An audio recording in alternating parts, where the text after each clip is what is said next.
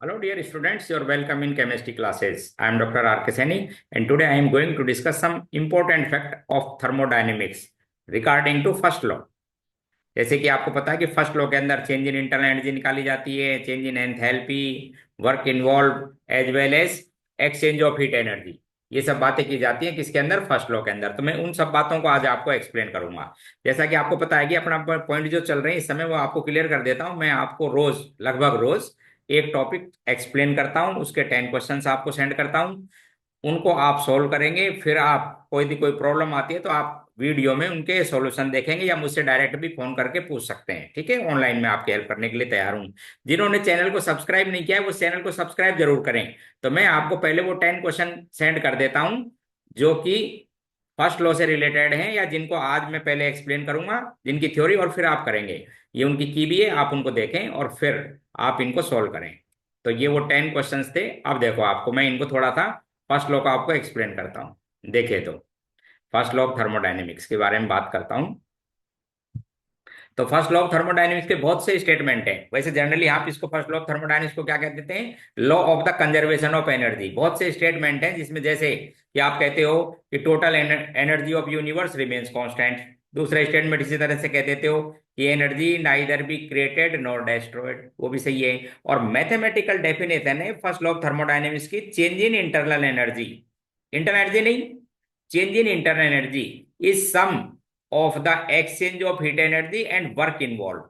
ये जो आपको बता देता हूं मैंने, जो ये क्यों लिखा है, ये क्या है? Exchange of heat energy. आप इसको स्मॉल से भी लिख सकते हो because it is path function. Similarly ये जो वर्क है ये भी क्या चीज है? Path function. इसको वर्क इन्वॉल्व बोलेंगे। इन दोनों का सम किसके बराबर हो जाएगा? चेंज इन इंटरनल एनर्जी के। ठीक, अब मैं आपको एक्सप्लेन करता हूं सबसे पहले इस वर्क को। तो वर्क के बारे में यदि कोई बात करेगा तो आपको टोटल वर्क बताना पड़ता है। टोटल वर्क का मतलब है जितने भी टाइप के वर्क होंगे थर्मोडायनेमिक प्रोसेस में, उन सब के सम को मैं दो क्लास में डिवाइड कर लेता हूं। एक तो प्रेशर वॉल्यूम वर्क, वो गैस से रिलेटेड होता है। और अदर जितने भी वर्क होते हैं उनको आप कहते हैं non PV work. Non pressure volume work, other other में भी बता देता हूं, इनको यूजफुल वर्क भी कहते हैं हम। ये जो नॉन पीवी वर्क है are also known as useful work. इनके अंदर क्या है देखो, आपको समझा देता हूं। जैसे बहुत से आप देते हो कि ऑटोमोबाइल में आपकी बैटरी रखी हुई है, समझ गए, और बोले साहब वो भी तो इलेक्ट्रिकल वर्क करती है। बिल्कुल, जैसे आप गैल्वेनिक सेल में पढ़ते हो तो इस इलेक्ट्रिकल वर्क को क्या लिख देते हो आप? Charge n F into cell potential. लो साहब, बोले ये भी एक वर्क था, किसमें आता है? यूजफुल वर्क में। इसी तरह ग्रेविटेशनल वर्क क्या होता है ग्रेविटेशन में? बोले साहब हम 5 किलोग्राम के पत्थर को और 10 मीटर हाइट पर ले जाते हैं, तो वो भी तो एक वर्क है। बिल्कुल साहब, वो भी आप निकालते हो एमजीएस से। तो ये जितने भी अदर टाइप के वर्क है ना, वो तो हो जाते हैं नॉन पीवी वर्क। और इनको और क्या कहते हैं हम? Useful work. ध्यान रखना, इनको और क्या कहते हो आप? यूजफुल वर्क भी इन्हीं को कहते हो। और जो प्रेशर वॉल्यूम वर्क है ये गैस से रिलेटेड है, जिसमें एक्सपेंशन और कंप्रेशन आता है। अब फिर आपको क्लियर कर देता हूं। थर्मोडायनेमिक्स में यदि सब दे रखे हो, इसके टाइप का पीवी भी दे रखा हो, नॉन पीवी, तो सबको ऐड करके आके आंसर देना है। यदि कुछ भी नहीं मेंशन हो नॉन पीवी के बारे में तो आप प्रेशर वॉल्यूम वर्क फाइंड करेंगे क्वेश्चन के अंदर। ठीक, तो जैसे को मैं प्रेशर वॉल्यूम वर्क का एक जनरल फॉर्मूला आपको समझा देता हूँ। प्रेशर वॉल्यूम वर्क किससे रिलेटेड है? गैस से। तो साहब ये मेरे पास में एक गैस का सिलेंडर है जिसके अंदर फ्रिक्शन लेस पिस्टन रखा हुआ है। फ्रिक्शन लेस समझते हो ना? फ्रिक्शन लेस का मतलब है कि इस गैस का प्रेशर और ऊपर से जो आपने लगा रखा है पी एक्सटर्नल, जब वो इक्वल होंगे, जब ही गैस किसी कांस्टेंट पॉइंट पर रुकेगी, या फिर आप बाहर से कोई एडिशनल डिस्क वगैरह लगा के रोक सकते हो। अदरवाइज फ्रिक्शन लेस का मीनिंग ये होता है जब दोनों बराबर होते हैं। तो देखो मैं आपको एक वर्क का जनरल फॉर्मूला बता देता हूं पीवी वर्क का। वैसे वर्क इज इक्वल टू होता है, आपको पता है कि force, work is a product of force into displacement. क्यों भाई? फोर्स इनटू डिस्प्लेसमेंट, इसे आप कहते हो एक्चुअल में वर्क। अच्छा, डिस्प्लेसमेंट का मतलब है कि गैस हो सकता है थोड़ी सी एक्सपेंड हुई हो तो ये डेल लेंथ हो जाएगी, डिस्प्लेस लेंथ। या हो सकता है कंप्रेस्ड हुई हो तो ये थोड़ा सा आपके पास में क्या हो जाएगा? डिस्प्लेसमेंट हो जाएगा। अच्छा, अब मैं बात करूं साहब फोर्स क्या होता है? बोले साहब ये होता है pressure into area. Simple mathematical जो डेफिनेशन आपके पास में वो मैं लगा रहा हूं। प्रेशर इंटू एरिया को क्या कहते हो आप? फोर्स। ठीक है, और ये डिस्प्लेसमेंट। आप सुनो देख ध्यान से, मैंने ऐसे लिख दिया। आगे सुनिए अब आप। एरिया, एरिया क्या हो गया साहब आपके पास में, लेंथ स्क्वायर, और डिस्प्लेसमेंट क्या होगी, length, small length, displacement suppose D है, छोटा सा डिस्प्लेसमेंट, चाहे एक्सपेंड हुआ हो या कंप्रेस्ड हुआ हो, तो स्मॉल वॉल्यूम चेंज हो गया, ये आपके पास में लेंथ क्यूब हो गया, तो इसे क्या लिख दूंगा मैं, स्मॉल वॉल्यूम चेंज। तो वर्क हो गया मेरे पास में, देखो इधर ध्यान से, प्रेशर, प्रेशर जो मैंने ऊपर से लगा रखा, चाहे आप ये कंप्रेस्ड होती हो या एक्सपेंड होती हो, तो इसको मैं लिख देता हूं पी एक्सटर्नल और चेंज इन वॉल्यूम। ये वर्क हो गया। नेटवर्क फाइंड करना है आपको, तो इसका आप नेटवर्क फाइंड कर लेंगे, इंटीग्रेट कर देंगे। अच्छा, वर्क का जो आईयूपीएसी साइन है आपको बता देता हूं, केमिस्ट्री में पर्टिकुलरली ये काम लिए जाते हैं। जो आईयूपीएसी साइन है वर्क का, वो है आपके पास में नेगेटिव। आईयूपीएसी साइन वर्क का क्या है, नेगेटिव। इसलिए फाइनल पॉइंट ये हो गया मेरे पास में कि जब भी आप केमिस्ट्री में वर्क फाइंड करेंगे और डब्ल्यू की टर्म में लिखेंगे, तो विद नेगेटिव साइन लिखा जाएगा ऐसे। अब दो केस, अब पहले मैं आपको इस पॉइंट को बहुत अच्छी तरह क्लियर कर देता हूं। देखो, ये प्रोसेस, ये जो मैंने फॉर्मूला ड्राइव किया वर्क का, इसमें किसी भी प्रोसेस का नाम नहीं लिया, किसी का मतलब, जैसे आपको पता है थर्मोडायनामिक्स में आइसोथर्मल प्रोसेस होता है, आइसोकोरिक होता है, आइसोबारिक होता है, एडियाबैटिक होता है, पॉलीट्रोपिक प्रोसेस, कोई भी, तो आप हर प्रोसेस में इस फॉर्मूले को काम में लेंगे, एक लाइन। दूसरा, मैंने ये नहीं बताया या इसको कहीं नहीं लिखा हुआ कि ये रिवर्सिबल के लिए या इरिवर्सिबल के लिए, तो आप बोलेंगे दोनों के लिए, समझ गए। यहीं से कंडीशन आएंगी कि रिवर्सिबल इरिवर्सिबल में क्या डिफरेंस होता है, बस वर्क का स्टार्ट यहीं से करना है, ठीक है, सबके लिए। अगली बात बताऊं कि साहब ये एक्सपेंशन के लिए या कंप्रेशन के लिए, तो आप बोलेंगे दोनों के लिए, एक्सपेंशन और कंप्रेशन दोनों, यानी सभी जितने भी आप देखना थर्मोडायनेमिक्स के जो भी प्रोसेस चलते रहेंगे, एडियाबेटिक हो, सब में मैं इसी वर्क को इसी फॉर्मूले से ड्राइव करूंगा। अब इसके बारे में थोड़ी सी मैं दो तीन साइनों के बारे में और समझा दूं आपको। सपोज एक्सपेंशन का प्रोसेस होता, गैस क्या होती, एक्सपेंड। यदि एक्सपेंशन का प्रोसेस होता है तो चेंज इन वॉल्यूम किस साइन के साथ आता है, पॉजिटिव, क्योंकि डिस्प्लेसमेंट प्लस साइन के साथ, जैसे ये थी चेंज इन वॉल्यूम, और जब ये चेंज इन वॉल्यूम आएगा तो डब्ल्यू का साइन कैसा, यहाँ पे लिखो प्लस साइन, इसलिए डब्ल्यू किस में आएगा, नेगेटिव में, एक लाइन। यदि आपके पास में गैस कंप्रेस्ड होती है, गैस का कंप्रेशन होता है, तो कंप्रेशन के अंदर change in volume negative sign के संग आएगा, क्योंकि चेंज इन वॉल्यूम तो ये कि था वी फाइनल, गैस का कंप्रेशन में ये कम हो जाता है, अब माइनस वी इनिशियल, तो ये नेगेटिव साइन के संग आएगा। जब आप यहाँ पे नेगेटिव साइन के साथ लिखोगे तो डब्ल्यू का साइन क्या आएगा, पॉजिटिव में। एक लाइन तो आपको आज ये क्लियर करनी है। दूसरी बात और बता देता हूं, यदि कोई क्वेश्चन में बोलता है कि गैस डन वर्क या गैस डज वर्क, इसका मतलब है गैस ने वर्क किया। अब मैं पूछूं आपसे, क्या वर्क किया गैस ने, बोले साहब पिस्टन को ऊपर उठा दिया। गैस ने वर्क किया, क्या किया, पिस्टन को ऊपर उठा देगी, इसका मतलब एक्सपेंशन। गैस का बोलेगी साहब वर्क किया गैस ने, क्या करेगी, एक्सपेंड होगी, पिस्टन को ऊपर उठा देगी, इसका मतलब कैसा प्रोसेस था, एक्सपेंशन का, टेकन नेगेटिव साइन। तो एक तो आप इन साइनों को ध्यान रखा करो, ठीक। अच्छा, दूसरी और छोटी छोटी बातें आपको वर्क के बारे में समझा देता हूं, तो आप हर प्रोसेस में यहीं से वर्क निकालेंगे, ठीक है। अगली बात, in case of isochoric process, अब बताओ किसे कहते हैं, आइसोकोरिक, जिनके अंदर चेंज इन वॉल्यूम जीरो, और अभी कैन से कि volume remains constant throughout the changes is known as isochoric. अब जब ये चेंज इन वॉल्यूम ही नहीं हुआ तो आपको पता है वर्क कितना आएगा, जीरो, नो वर्क इन्वॉल्व, ठीक है। अच्छा, in case of free expansion, free expansion का मतलब भी समझो आप, फ्री एक्सपेंशन, फ्री एक्सपेंशन का मतलब समझते हो कि गैस को, ये अंडर प्रेशर कोई गैस भरी हुई थी, इसको जहां पर पी एक्सटर्नल क्या लगा रखा था, जीरो, पी एक्सटर्नल जीरो का मतलब एक वैक्यूम था, वैक्यूम, और बोले था 5 लीटर गैस को आपने फ्री एक्सपेंशन, फ्रीली एक्सपेंड किया। फ्रीली एक्सपेंड का मतलब है कि ये चाहे आपके पास में 1000 ml हो या 1000 लीटर हो, लेकिन प्रेशर कितना था इसके अंदर, जीरो। वैक्यूम में एक्सपेंशन को कहते हैं फ्री एक्सपेंशन, और जब आपको पता है पी एक्सटर्नल जीरो, तो उस केस में भी वर्क आपका जीरो आएगा। क्लियर, दो बात। तीसरी बात और क्लियर कर देता हूं इस फॉर्मूले से रिलेटेड, ठीक है, इस वर्क के फॉर्मूले से रिलेटेड, क्योंकि आप ध्यान से देखें इन पॉइंटों को। डब्ल्यू इक्वल्स टू, हर प्रोसेस में मैंने कह दिया ये लिखना है आपको। अब क्वेश्चन बनता है कि साहब रिवर्सिबल और इरिवर्सिबल में क्या अंतर होता है, ठीक है। तो बात करते हैं इरिवर्सिबल की। अब आपको पता है कि रिवर्सिबल प्रोसेस में ड्राइविंग फोर्स यानी गैस के जो पैरामीटर है वो, और बाहर से सराउंडिंग से लगा रखा है, उसमें फाइनाइट डिफरेंस होता है। कितना डिफरेंस होता है, फाइनाइट, किसके अंदर, driving force and opposing force में फाइनाइट डिफरेंस के साथ चलते हैं। इट मीन्स जो पी एक्सटर्नल है वो कैसा बना रहता है, सिंगल स्टेप प्रोसेस है, पता है क्या। तो जो पी एक्सटर्नल है क्या ले देते हो, कोई फाइनाइट वैल्यू रख देते हो, इसका मतलब कांस्टेंट रहता है।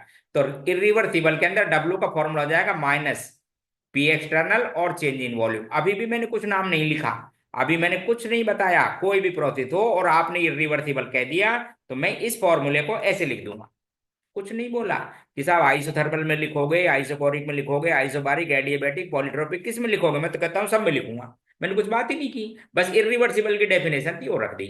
अच्छा, अब बात करता हूँ रिवर्सिबल की। अब रिवर्सिबल में ड्राइविंग फोर्स, ड्राइविंग फोर्स का मतलब गैस के पैरामीटर, जैसे गैस का प्रेशर था यहाँ पर पी, मैंने लिख दिया पैरामीटर में क्या था, पी। एंड अपोजिंग फोर्स, बाहर से जो लग रहा है सराउंडिंग से, एंड अपोजिंग फोर्स, इनमें कितना डिफरेंस होता है? इनफाइनाइट सीमल, बहुत कम। यानी गैस का जो प्रेशर है और ये जो बाहर से आपने प्रेशर लगा रखा था पी एक्सटर्नल, इसके अंदर कितना है? बहुत कम। जैसे गैस का प्रेशर था 180 एम, या मैंने कोई वैल्यू लिख दी और ऐसे लिख दिया डीपी। डीपी का मतलब समझते हो? Infinitesimal difference between pressure of gas and P external. अच्छा, प्लस का मतलब बता देता हूं, इस केस के अंदर कौन सी चीज ज्यादा है? Pressure of gas. Pressure of gas इसके अंदर ज्यादा है, इसलिए गैस का क्या होगा यहाँ पर? एक्सपेंशन। ध्यान से देखो, एक्सपेंशन। यदि मैं इस फॉर्मूले को ऐसे लिखूं, प्रेशर ऑफ गैस और पी एक्सटर्नल, और यहाँ लिख देता हूं माइनस डीपी, इसका मतलब क्या चीज ज्यादा है? पी एक्सटर्नल, थोड़ा सा इनफाइनाइट सिमल। और जब आपको पता है कि पी एक्सटर्नल की वैल्यू ज्यादा है इस केस के अंदर, पी एक्सटर्नल किससे ज्यादा रहेगा? गैस के प्रेशर से, इसलिए गैस क्या हो जाएगी? कंप्रेशन।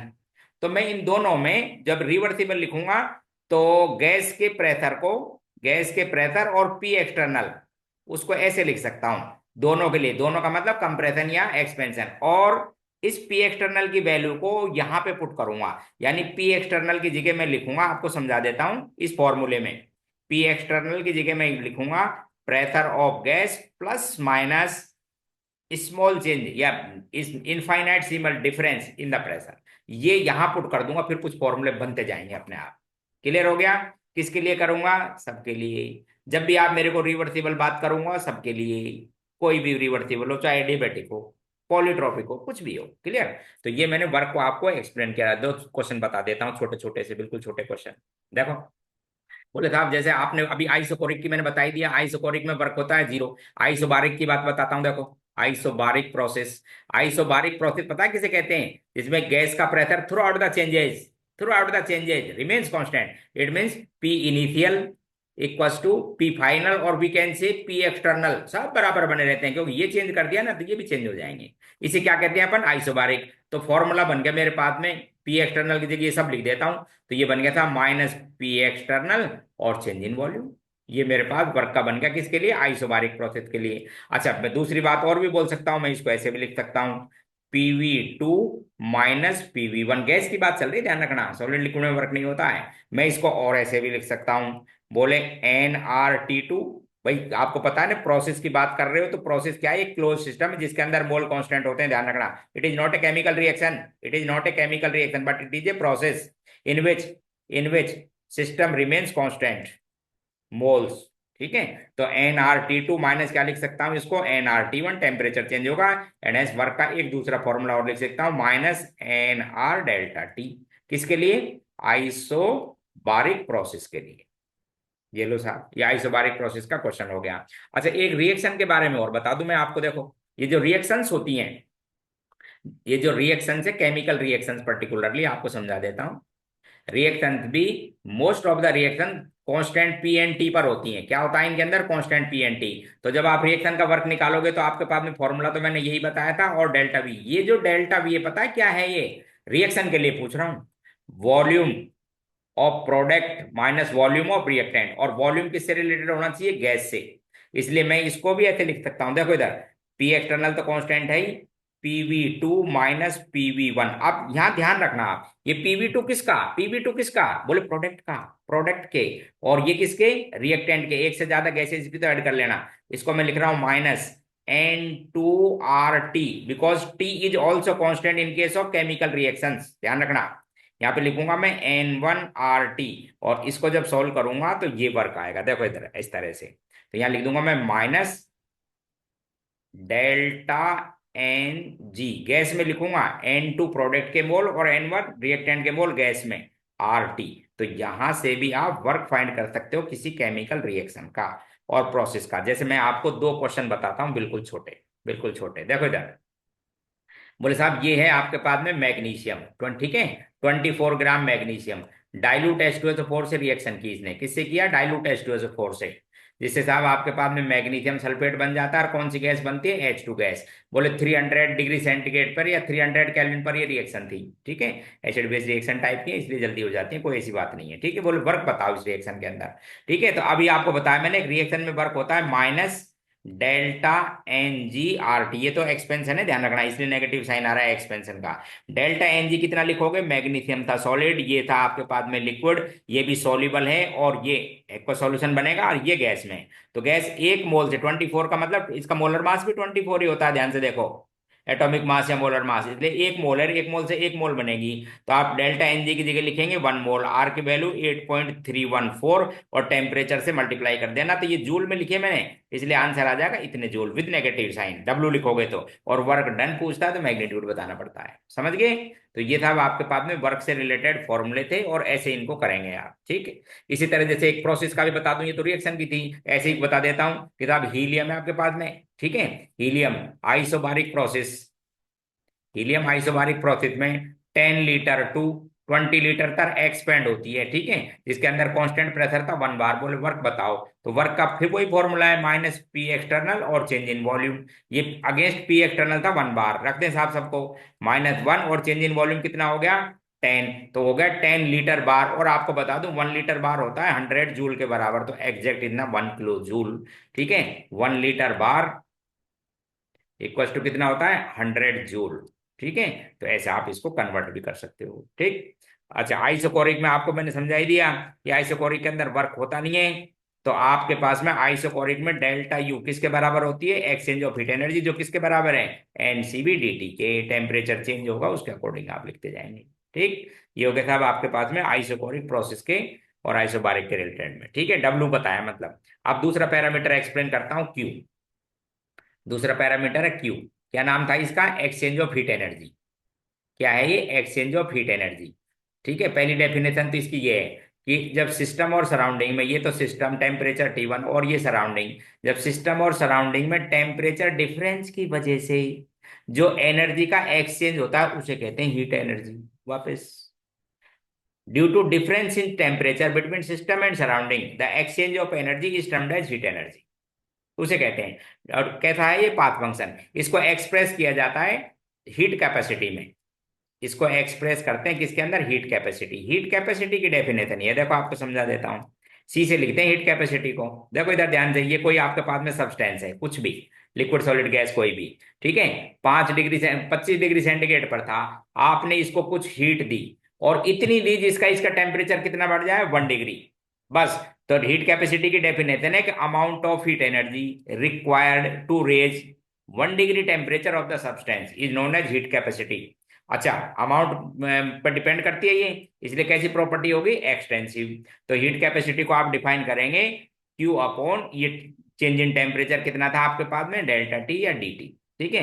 क्यों क्या दी थी मैंने, हीट, जैसे मैंने इसको 100 किलो जूल सपोज हीट दी, और टेम्परेचर 25 से 28 डिग्री सेंटीग्रेड हो गया, तो कितनी बढ़ी थी, 3 डिग्री टेम्परेचर, कितने से, 100 जूल से।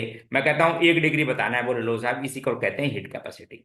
तो ये कैसी है, एक एक्सटेंसिव प्रॉपर्टी, अमाउंट पर डिपेंड करती है, सबके लिए अलग अलग आती है, ठीक। यूनिट क्या हो जाएंगे, ये तो हो गई साहब एनर्जी, और ये हो गया टेम्परेचर। आप इसको चेंज इन केल्विन भी बोल सकते हो, टेम्परेचर में चेंज है ये, तो पर केल्विन भी बोल सकते हो, या डिग्री सेंटीग्रेड में भी लिख सकते हो, सेम मतलब आता है, समझ गए, क्योंकि ये चेंज इन टेम्परेचर है। एक होती है साहब molar heat capacity. Molar heat capacity का मतलब 1 मोल सब्सटेंस का टेम्परेचर 1 डिग्री रेज करने के लिए, amount of heat required to raise 1 degree temperature of 1 mole substance is known as molar heat capacity. Molar heat capacity M। तो उसमें भी यही बोलेंगे, 1 मोल लेना पड़ेगा। जैसे सपोज ये अभी सब्सटेंस था, मैंने कहा था मेरे पास में 5 मोल थे, 1 मोल का बताओ, तो इसको डिवाइड कर लेना मोल से, लो साहब, ये हो गई आपके पास में मोलर हीट कैपेसिटी। यूनिट वही लिखेंगे। अब ये कैसी हो गई, इंटेंसिव, क्योंकि मोल अमाउंट फिक्स कर दिया ना। अब ये पहले थी एक्सटेंसिव, और मोल भी एक्सटेंसिव, और इनका रेशो कैसा हो जाता है, इंटेंसिव, याद करना। तो ये तो हो गई एनर्जी जूल, ये हो गया साहब टेम्परेचर, और ये हो गया मोल, तो जूल पर केल्विन पर मोल, ये इसकी यूनिट आ गई साहब, ठीक है। कांस्टेंट प्रेशर पर, कांस्टेंट प्रेशर पर इस मोलर हीट कैपेसिटी को देखो नाम दिए जाते हैं। कांस्टेंट प्रेशर पर इस मोलर हीट कैपेसिटी को CP कहते हैं, ठीक है। और कांस्टेंट वॉल्यूम पर, कांस्टेंट वॉल्यूम पर इस मोलर हीट कैपेसिटी को CV से डिनोट करते हैं। लो साहब, ये आप सीपीसीवी बता देते हैं, कांस्टेंट प्रेशर कांस्टेंट वॉल्यूम पर। आगे और सुनो एक लाइन अब हम यहाँ पे, एक होती है specific heat capacity. Specific heat capacity को स्मॉल सी से तो डिनोट करते हैं या एस से लिख देते हैं, और उसकी डेफिनेशन पता है क्या है? S small S, amount of heat required to raise 1 degree temperature of unit mass of the substance. Unit mass generally taken in 1 gram. ठीक है, तो ये तो हो गई मास, ये तो हीट हो गई, और ये टेम्परेचर चेंज निकाल दिया आपने किससे? डिवाइड कर दो उसके मास से, जनरली ग्राम में लेते हैं तो 1 ग्राम की आ गई। इसलिए क्यू इक्वल टू लिखते हो ना आप M S D T. M S D T समझ गए? एम यहाँ पर वेट है, किस में लेते हैं? जनरली ग्राम में। वैसे डेफिनेशन है यूनिट मास, यूनिट मास। ठीक है, तो ये स्पेसिफिक, ये भी कैसी हो गई? इंटेंसिटी को मास फिक्स कर दिया आपने। ठीक, अब आगे और सुनो, देखो इस मोलर हीट कैपेसिटी के बारे में सुनो। तो आपने मोलर हीट कैपेसिटी को एक तो लिखा सीपी, और एक क्या लिखा? सीबी। सीपी कब लिखते हैं? जब कांस्टेंट प्रेशर पर बात की जाती है, ठीक है, एनडीटी। और सीबी लिखते हैं जब कांस्टेंट वॉल्यूम पर बात की जाती है। अब सुन लो एक बार ध्यान से, ध्यान से सुन लो। फर्स्ट लॉ ऑफ थर्मोडायनेमिक्स ये कहता है कि कांस्टेंट वॉल्यूम पर कोई वर्क नहीं होता, और कोई वर्क नहीं होता तो change in internal energy exchange of heat energy के बराबर होती है। किस पर? कांस्टेंट वॉल्यूम पर। इसलिए इस जगह इस क्यूबी को मैं क्या लिख सकता हूं यहाँ पर? Delta U, exchange of heat energy. तो एक्सचेंज ऑफ हीट एनर्जी हो गई आपके पास में N C V D T. लो जी, ये भी आपके पास फॉर्मूले सभी काम आएंगे। ठीक उसी तरह से इस हीट को, इस हीट एनर्जी को कांस्टेंट प्रेशर पर एक्सप्लेन करने के लिए, सब्सटेंस की हीट एनर्जी को कांस्टेंट प्रेशर पर एक्सप्लेन करने के लिए एक न्यू पैरामीटर की जरूरत होती है जिसे कहते हैं एंथैल्पी। उसकी मैथमेटिकल डेफिनेशन है enthalpy is a sum of the internal energy and product of P and V. बहुत इंपॉर्टेंट डेफिनेशन है, सबके लिए काम आती है ये डेफिनेशन, ध्यान रखना। सबके का मतलब, चाहे गैस आइडियल हो, नॉन आइडियल हो, लिक्विड हो, सॉलिड हो, गैस हो, कुछ भी हो, पॉलीट्रॉपिक को, ऐसी भी, समझ गए? ये डेफिनेशन सबके लिए काम आती है। तो जब कांस्टेंट प्रेशर पर इसको लिखा जाता है, एट कांस्टेंट प्रेशर पर जब मैं इसको लिखूंगा तो लिखूंगा change in enthalpy, change in enthalpy equals to change in internal energy plus P तो रखो constant and change in volume. अब फर्स्ट लॉ ऑफ थर्मोडायनेमिक्स में आपको पता है कि Q plus W, constant pressure पर जब आप इसको लिखोगे फर्स्ट लॉ को, तो ये लिखोगे कांस्टेंट प्रेशर पर हीट एनर्जी, और कांस्टेंट प्रेशर पर वो जो फॉर्मूला बनाता P W P delta V, वो रख दो यहाँ पर, इस जगह रख दीजिए आप। तो आपको एक पता लग जाएगा, इट मीन्स डेल्टा एच किसके बराबर होता है? Exchange of heat energy. Definition भी आ गई, देखो इधर, ये क्या है? चेंज इन इंटरनल एनर्जी किसके बराबर? Exchange of heat energy is constant volume. फिर ये डेफिनेशन क्या बन गई कि exchange of heat energy equals to the enthalpy change at constant pressure. तो ये जो फॉर्मूले बने आपके पास में, इनको आप ऐसे भी लिख सकते हो, इसके भी बहुत जरूरत पड़ेगी आपको, बता देता हूं। तो ये दो फॉर्मूले बन गए आपके पास में, delta H, delta H equals to हो गया N C P D T, और डेल्टा यू इक्वल्स टू हो गया आपके पास में N C V D T. अच्छा, आप आइडियल गैस के लिए सीपी एंड सीवी में रिलेशन भी ला सकते हो इस इक्वेशन से। देखो कैसे, ये आपके पास में फॉर्मूला था H equals to U plus PV. क्यों भाई? इसको आप टेम्परेचर के रेस्पेक्ट में डिफरेंशिएट कर दो। Change in enthalpy with respect to T equals to change in internal energy with respect to T, और change change in PV with respect to T. अब यहीं से देखो, change in enthalpy with respect to T को क्या लिख सकते हो? एनसीपी। एक जैसे लिख लिया करो, या तो डीटी या स्मॉल डेल्टा। तो ये हो गया था अब एनसीपी, ये क्या हो गया? एनसीबी। इसी फॉर्मूले से देखो, देखो इसको डिवाइड करो इससे, तो ये क्या हो गया? एनसीबी। ये क्या हो गया आपके पास में? एनसीबी। अच्छा, आइडियल गैस के लिए पीवी इक्वल टू क्या लिख सकते हो आप? एनआरटी। डेल्टा टी से टी कैंसिल, तो ये हो गया आपके पास में एनआर। एन को कॉमन लेके काट दो, तो रिलेशन हो गया CP equal to CV plus R. और वी कैन से, और we can say CP minus CV equal to R. It is known as Mayer relation. क्या कहते हैं इसको? Mayer relation. ऐसे निकाल लेते हैं हम इसको। लो जी, और बताऊं एक बात, सीपी एंड सीवी, इसकी आइडियल गैस के लिए वैल्यू हमेशा एक से ज्यादा आएगी। डिनोट किससे करते हैं उसको? गामा से। सीपी एंड सीवी डिनोट किससे किया जाता है? गामा से। वैल्यू ध्यान रखना, हमेशा एक से ज्यादा, because CP greater than CV. ठीक है, ये दूसरा पैरामीटर था। इससे भी बहुत से क्वेश्चन बनते हैं, जैसे मैं आपको दो क्वेश्चन समझाऊंगा, ऐसे छोटे छोटे वैसे ही। देखो इधर देखो, जैसे ये मेरे पास में 2 मोल्स हीलियम है। कितनी है? 2 मोल्स हीलियम। ठीक है, इसको मैंने 300 केल्विन से और 400 केल्विन तक हीट किया। मेरे पास में 2 मोल हीलियम है, 300 केल्विन से 400 केल्विन तक क्या किया, हीट किया एट कांस्टेंट वॉल्यूम। क्या किया, एट कांस्टेंट वॉल्यूम। बताओ बोले साहब एक्सचेंज ऑफ हीट एनर्जी। तो पहली बात तो कांस्टेंट वॉल्यूम पर जब एक्सचेंज ऑफ हीट एनर्जी को बोलूंगा तो किसके बराबर रहेगी वो, डेल्टा यू के। किसके बराबर लिखोगे, N C V D T. ठीक है, अब सुनो ध्यान से, कितना मोल दे रखा है आपको, 2। सीवी वैसे जनरली दे दी जाती है या फिर अपने आप ही निकालना चाहिए कि जो मोनोएटॉमिक गैस होती है, मोनोएटॉमिक आइडियल गैस, उनकी सीवी होती है 3/2 R। क्वेश्चन में वैसे मिल जाती है, नहीं दे तो आपको ध्यान रखनी चाहिए। तो यहाँ लिख देंगे 3/2 R।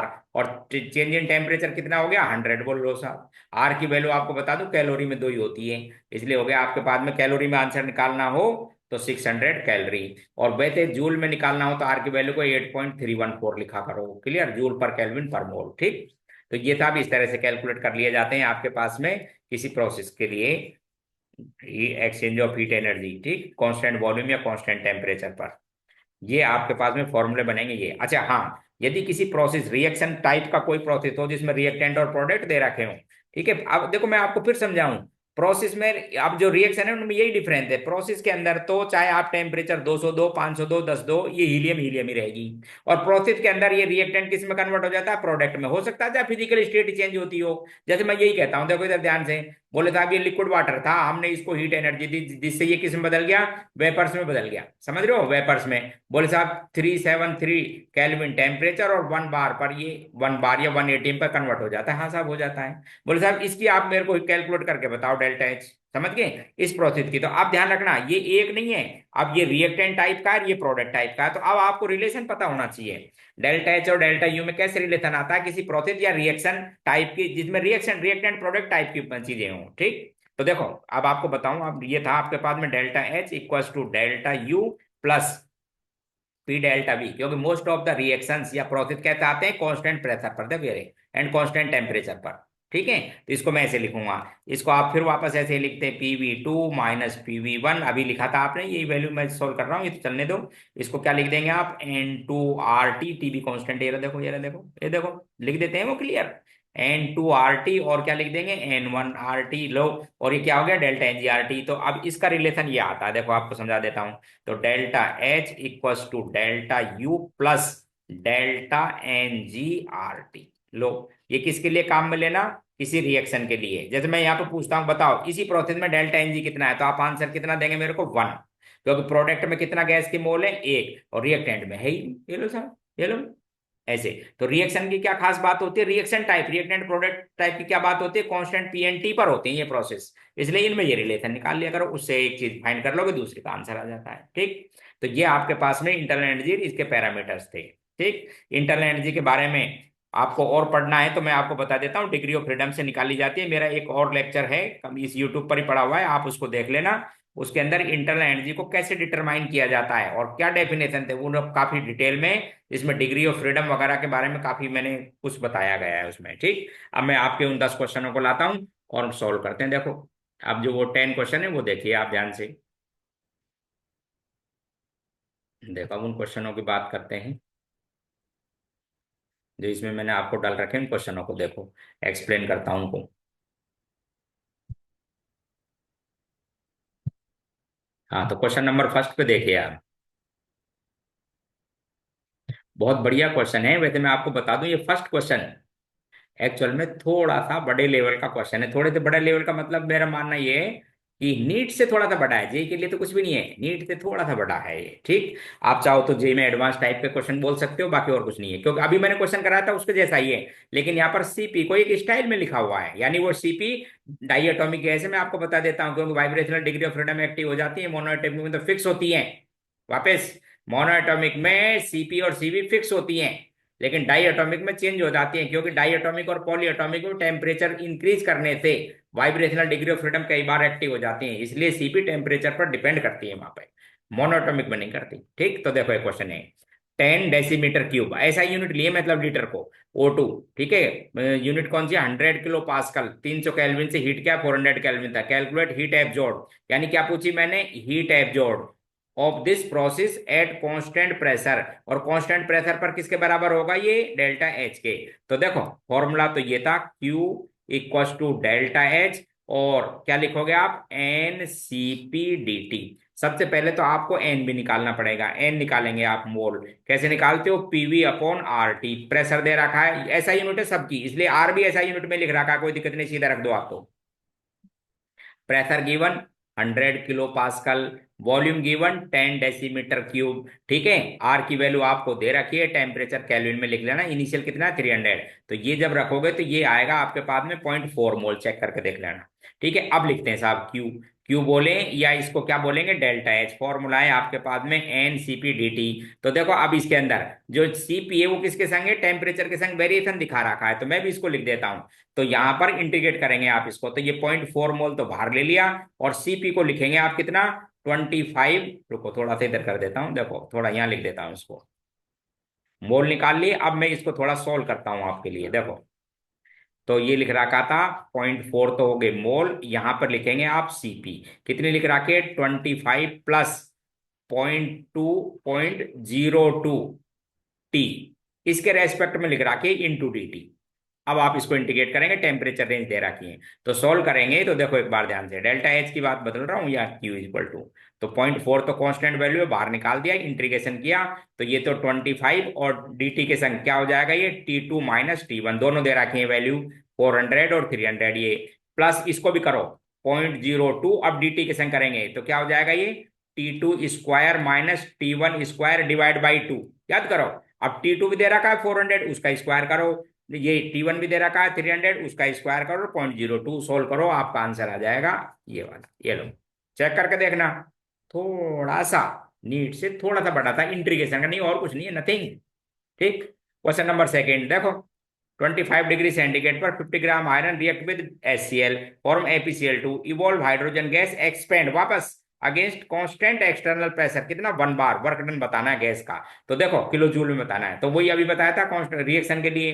रिएक्शन के लिए क्या लिखेंगे, W equal to minus N delta N G R T, पहले रिएक्शन लिखो, Fe प्लस HCl बैलेंस करके लिखना, गिव्स FeCl2, उन्होंने ही बना दिया, क्योंकि Fe आयरन की आपको पता है +3 भी मिलती है, तो उन्होंने कहा 2 बनाना, प्लस H2। तो मतलब ये निकलता है कि इसके जितने मोल होंगे और उतने ही गैस H2 के मोल होंगे। तो आप लिखो साहब, इसके कितने मोल हो गए, 50 इसका वेट दिया, और इसका एटॉमिक मास होता है 55.85, ये इसके मोल हो गए। H2 के भी उतने ही मोल आएंगे, ध्यान से देख लो क्वेश्चन को। आर की वैल्यू दे रखी है आपको 8.314, टेम्परेचर दे रखा है कितना, कितना टेम्परेचर दे रखा है, 298 केल्विन। ठीक है, किसके अंदर आंसर आएगा, जूल के अंदर। उसने पूछा किसमें, किलो जूल में, डिवाइड कर लेना 1000 से। फिर उसके बावजूद भी क्या कराना था आपको, इसको राउंड ऑफ करना है, फिर नियरेस्ट इंटीजर में कोई आंसर देना था, चेक करके देख लेना, 2 आंसर आएगा। क्वेश्चन नंबर थर्ड, बिल्कुल अभी समझाया था उसके जैसा ही, देखो क्वेश्चन थर्ड, इनको करें आप। इंटरनल एनर्जी चेंज बतानी थी आपको, 90 ग्राम वाटर को अंडरगो कंप्लीट एवोपरेशन कितने पर, 800 degree centigrade and 1 bar pressure. ठीक है, ये बतानी है आपको। ठीक है, तो करते हैं, देखो इसकी वेपराइजेशन एंथैल्पी दे रखी है, अभी बता रहा था ना मैं, ऐसा ही क्वेश्चन हो गया, ये लिक्विड किसमें कन्वर्ट हो गया था, अब ये H2O किसके अंदर, गैस के अंदर। तो क्या बतानी थी आपको, चेंज इन इंटरनल एनर्जी, तो उसके लिए आपके पास फॉर्मूला था delta H equal to delta U plus delta N G R T, reaction type की प्रोसेस के लिए ऐसे ये बताना है, ये दे रखा है, तो लिखता हूं delta U equal to delta H minus delta N G R T, delta N G R T. अब मैं रख रहा हूं वैल्यू, देखो आपको बताता हूं, अब मैं इसकी वैल्यू रख रहा हूं, ये जो, अब ध्यान रखना, अब फिर वापस देखना, 90 ग्राम वाटर है, 18 से डिवाइड कर लो, यानी 5 मोल है, और ये कितने की दे रखी है, 41 किलो जूल पर मोल एक की। तो मैं यहीं से लिखूंगा, यहीं गलती से करना शुरू कर देता है स्टूडेंट, 41 इंटू 5 किलो जूल में, ये माइनस डेल्टा एन जी कितना लिखोगे 5, आर की वैल्यू 8.314, टेम्परेचर कितना लिखोगे 393, केल्विन में करना 373 डिवाइड बाई 1000, क्योंकि ये किलो जूल में तो ये भी किलो जूल में, तो आपका किलो जूल में आंसर आ जाएगा। और यदि आपको जूल में आंसर दे रखा है तो इसको भी जूल में बदल लेना, लो साहब ये जूल, और इसको डिवाइड मत करना 1000 से, लो साहब ये आंसर। तो आपका ये आएगा, ये पूछा हुआ क्वेश्चन है, जेई वगैरह मैं आपको बता देता हूँ। ठीक है ना, क्वेश्चन नेक्स्ट देखो 4, बिल्कुल simple, question number 4।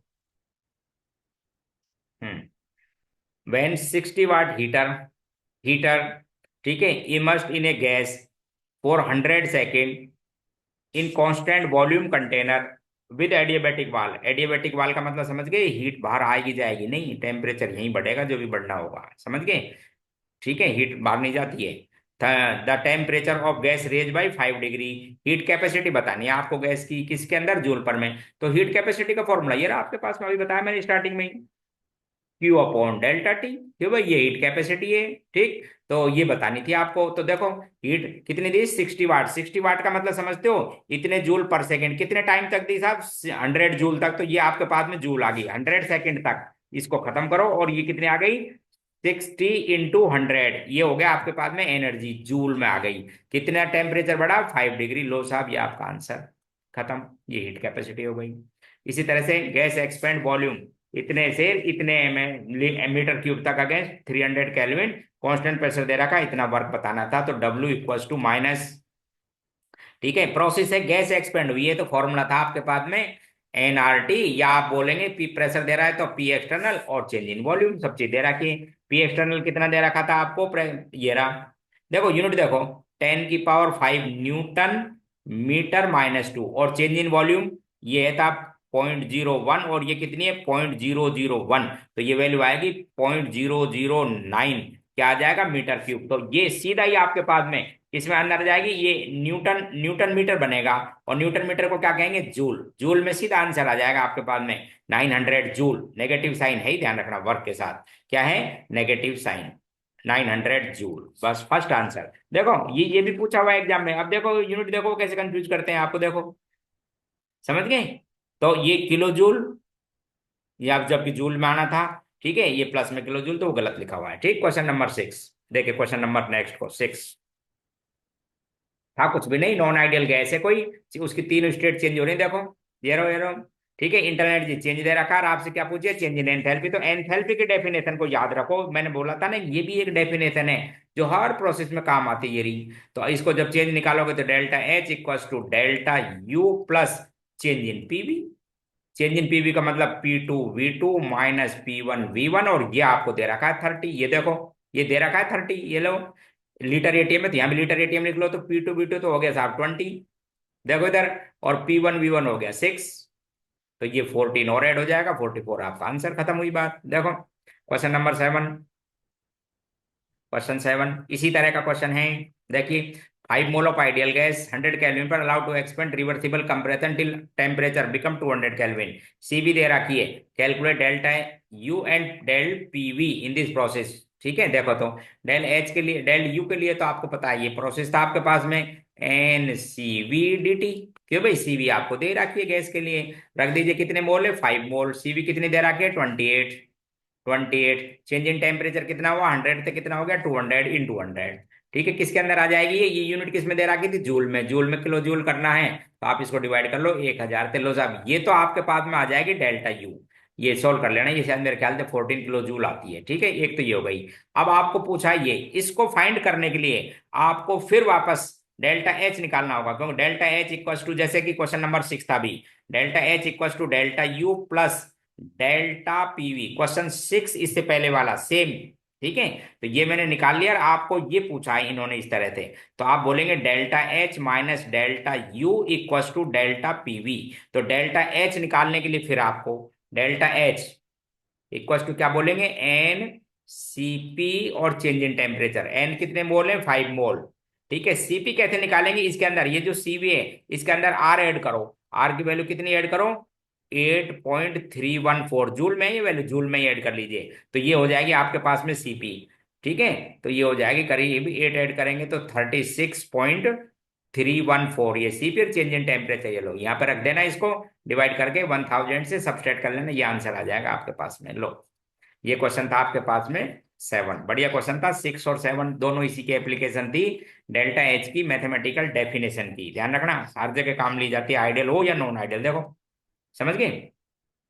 During the compression of spring, work done is 10 kilo joule. Work done is 10 kilo joule. ठीक है, कंप्रेशन का था, कंप्रेशन का तो डब्ल्यू साइन किस में लूंगा, आपको प्लस में। और फिर सुनो, and 2 kilo joule escaped to the surrounding as heat. ये बाहर निकल गई साहब आपके पास में हीट माइनस में। बोले चेंज इन इंटरनल जी, तो चेंज इन इंटरनेट जी का फॉर्मूला है Q plus W, sign question की लैंग्वेज का अकॉर्डिंग लिखो, बाहर निकल गई हीट माइनस लगाओ 2, और कंप्रेशन का है तो प्लस लिखिए, तो आंसर आ जाएगा 8 किलो जूल में। लो साहब, क्वेश्चन नंबर 9 देखो, क्वेश्चन 9 बिल्कुल ठीक इसी तरह का क्वेश्चन है। हाँ, enthalpy of fusion of solid X ये दे रखी है, and enthalpy of vaporization of X वो लिक्विड की दे रखी है, एंथैल्पी ऑफ सब्लिमेशन। आप सुनो, कुछ नहीं करना है, ये सॉलिड थे, जब किस में कन्वर्ट हुआ, फ्यूजन एंथैल्पी लिक्विड में, तो दे रखी है, और जब ये लिक्विड गैस में वेपोराइज हुआ तब भी दे रखी है। और आपसे पूछा है कि साहब सब्लिमेशन, तो सब्लिमेशन का मतलब तो ये होता है जब ये आए। तो आपको पता है कि इक्वेशन 1, इक्वेशन 2 और इक्वेशन 3 की बात करूं, तो इक्वेशन थर्ड क्या चीज है, बोले फर्स्ट की एंथैल्पी, सेकंड की एंथैल्पी का समय, बस तो इसको लिखो और इसको ऐड करके दे दो आंसर। लो साहब, खत्म हुई बात, ये दे रखा है, ये दे रखा, देखिए सब्लिमेशन उसका मतलब सॉलिड से डायरेक्ट गैस में, ये आपसे पूछा है। आपको सॉलिड से फ्यूजन दे रखा है और लिक्विड से गैस में वेपराइजेशन की दोनों दे रखी है। क्वेश्चन नंबर नेक्स्ट, बिल्कुल सिंपल, देखो क्वेश्चन नंबर 10। ये सभी मैंने क्वेश्चन जो लेटेस्ट एग्जाम हुए ना भी IIT वगैरह नीट के, उनमें से लिए हैं। 400 डिग्री सेंटीग्रेड वाटर के लिए दे रखा है वेपराइजेशन, और वेपराइजेशन डेल्टा एच और वेपराइजेशन यू में डिफरेंस वैल्यू ऐसी लिखी हुई है। तो पहले तो वही रिएक्शन अभी स्टार्टिंग में मैंने आपको समझाई थी, delta H minus delta U equal to क्या होता है, डेल्टा NgRT। क्या होता है, डेल्टा NgRT, तो है केल्विन में। तो ये लगभग आपको बता देता हूं, ऐसा आएगा 3100 के आसपास जूल में। तो इसको लिखा हुआ है 31 × 10⁻²। तो यहाँ पर क्या लिखना था आपको इस जगह, 31। तो टेम्परेचर का विशेष ध्यान रखना आप, ठीक है, क्योंकि ये चेंज इन टेम्परेचर नहीं है, टेम्परेचर इसलिए एब्सोल्यूट वैल्यू में लिखा करो। लो साहब, ये आपके क्वेश्चन खत्म हो गए। ठीक, अगली क्लास में फिर बात करेंगे। इतने तरह का आप इन वीडियो को देखते रहा करो और क्वेश्चनों को सोल्व करते रहा करो, नहीं होना तभी वीडियो देखो, अदरवाइज पहले क्वेश्चन खुद solve